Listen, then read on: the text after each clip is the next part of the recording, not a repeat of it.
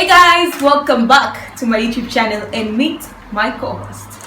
I'm Sampon Ransford from JJ Normal University, a master student majoring in marketing.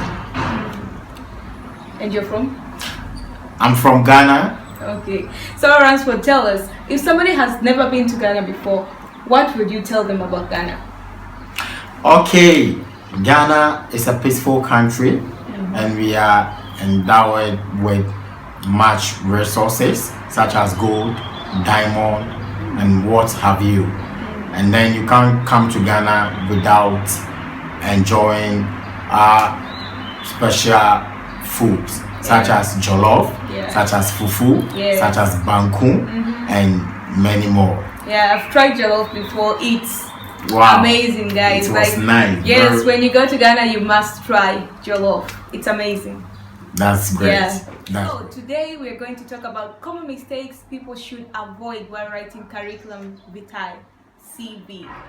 So Ransford, tell us, what are the common mistakes people make while writing CV and how should we avoid such mistakes? Well, thank you very much, Aika. First of all, if you want to avoid this, just pay attention. We need to avoid using unprofessional email address. First of all, our email is the first point of contact between the employer and the potential employee, and first appearance counts. So for we using unprofessional email address sends a signal to the employer that we are not too professional in what we do, and it doesn't send a good signal about us to the employer. For instance, you using a name such as snoopydoggy@gmail.com or using like kimchi at yahoo.com. This is so unprofessional. So let's try as much as possible to avoid such email address. Yeah, instead of using such names, you could use your official names. Like, let's say I could use aikadonut@gmail.com. Just use your two names, probably maybe with the year you were born. Very well. Yes, but don't use such names that you would just say. Good. Yes, and I also think that some of common mistakes people make while writing their CV or curriculum vitae, especially for beginners, people who have just begun applying for jobs, they tend to ignore their experiences. Like when you are starting to apply for a job, most people do not have official experience. Like they have never worked for companies, they don't have contracts. But whatever experience you have had in your life, whether you had a contract or not, whether you got paid or not, I think it's very important to involve it in your CV. Let's say you volunteered somewhere, involve that in your CV. It's very important. That's your experience because it defines you. All right. The second on the list is that we shouldn't lie when writing a resume. Yes. For instance, Aika lied in her resume that she worked with maybe Zenith Bank for the past 2 years, and then submitted that to the employer. Yes, Aika succeeded in getting or securing that job from the employer. But then as time goes on, whether we like it or not, the employer is going to verify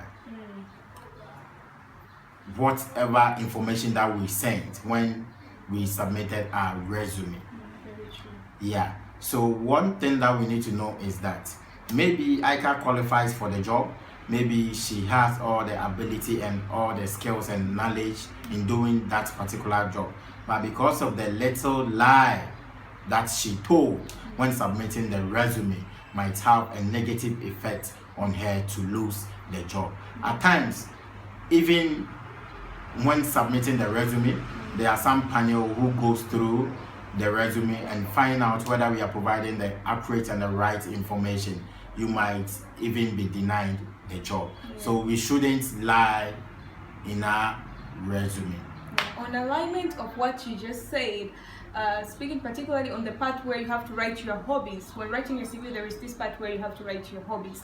I think it's very important to be honest, but also don't write something that will sabotage your chances to get that job. Let's say writing scary hobbies, like your hobby could be killing animals, but don't put that on your CV because it might sabotage your opportunity to get that job. Yes, so be honest, but be wise about it.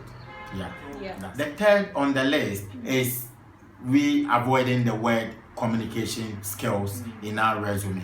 Yeah, one thing that we need to know is that it makes the employer very difficult, or it's very difficult for the employer to determine your communication skills. Yes, because he or she cannot figure it out until maybe the two of you meet for a personal appointment or during an interview.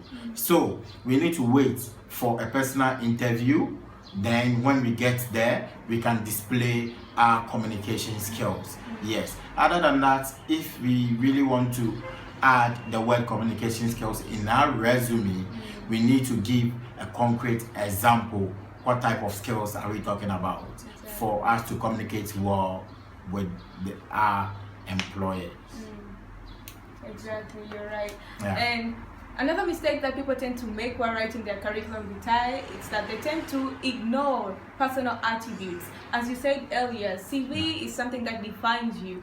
Educational background, it's good because it tells your experiences. But when somebody gets to read your CV, he or she has to be able to define you at least 50%. So personal attributes are very important. Let's say example, hardworking, creativity. It's very important to add that in your curriculum vitae. However, you should be honest about it. Don't write a personal attribute that you do not possess. So the next on the list is to avoid using personal information. What do I mean by avoid using personal information? For instance, Aika was part of last year's beauty pageant held in London. Then she ended up putting that in her resume. The employer doesn't need this. It will contribute nothing to your ability. For instance, maybe Aika was part of last year's Olympic Games.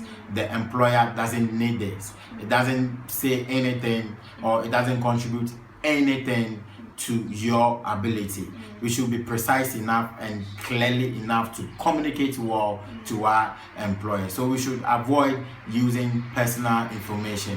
Whatever that you have achieved, just keep to yourself, because it has nothing to do with the job that you are seeking for.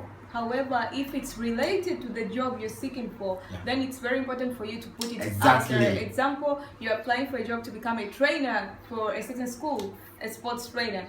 Then it's important for you to put that thing that you once won an Olympic game because it correlates, because it relates. But if something does not relate, I think you should just keep it to yourself, like you said. Exactly.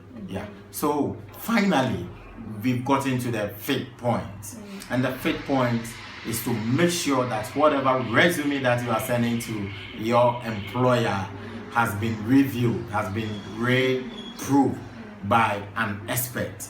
Because if you give your resume to an expert, the expert will make sure that all grammatical errors are being checked, all other unnecessary information that are being put in the resume are also checked as well. So at the end of the day, you'll be sending an accurate resume to your employer.